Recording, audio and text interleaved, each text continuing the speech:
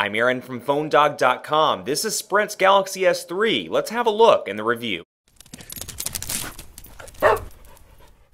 Before we talk about Samsung's iconic 2012 device, special thanks to Best Buy Mobile for hooking us up with a bunch of phones that we give away to you. When you walk into Best Buy Mobile, you'll walk out working. They'll help you set up your email, your web, and more, so when you walk out the door, you're good to go. This is Sprint's Samsung Galaxy S3, and overall the design is exactly the same. You've got a power button on the right side, a volume rocker on the left, the Sprint logo just underneath the camera, and Galaxy S3 at the bottom along with a micro USB charging port. You've also got a 3.5mm headphone jack up top. Despite the similarities when it comes to build quality, you'll see some carrier-specific things on the Sprint version of the Galaxy S3. You'll notice the signal strength indicator is ever so slightly different, featuring 6 bars as opposed to 5 on AT&T and 4 on the international version. Spec-wise, you've got a 1.5 GHz dual-core Snapdragon S4 CPU, a 4.8-inch Super AMOLED HD display, an 8-megapixel camera, a 1.9 megapixel front-facing camera, a 2,100 mAh battery, and then Android 4.0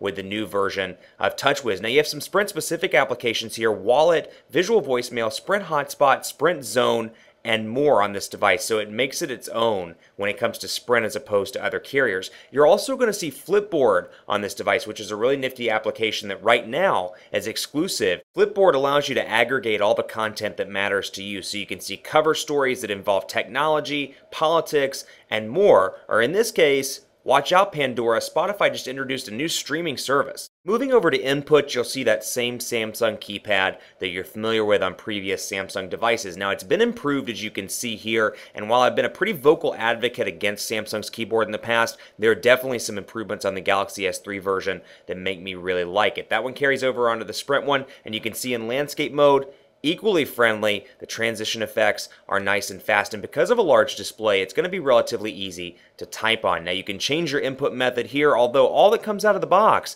is a Samsung keyboard and then Google Voice typing.